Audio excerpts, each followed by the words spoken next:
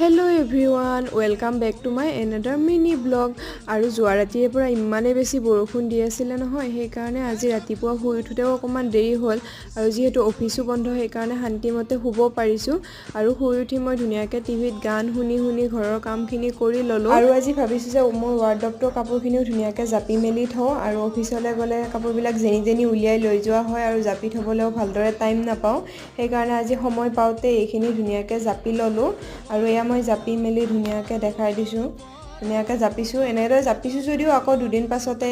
একে হ'ব মাজৰ পৰা কাপোৰবিলাক উলিয়াই লৈ গলে শেষ কৰি গা পা ধুই মেলি মই এপাক বাহিৰলৈ ওলালো ছাতিটোলৈ বৰষুণ যিহেতু দিয়ে আছিলে আৰু এইফালে ফুলখিনি চাওকচোন বৰষুণ পৰি ইমান বেছি ধুনীয়া হৈছে বৰষুণ বতৰ মোৰ খুবেই প্ৰিয় ঘৰত থাকিলে নহয় ছাতিটোলৈ ধুনীয়াকে বৰষুণত ঘুৰি ফুৰো কিন্তু ইয়াতেতো ঘুৰি ফুৰিবলৈ নাই সেই কাৰণে ফুলখিনিৰ ওচৰতে আহিলো আৰু ফটো উঠালো আজিলে আহি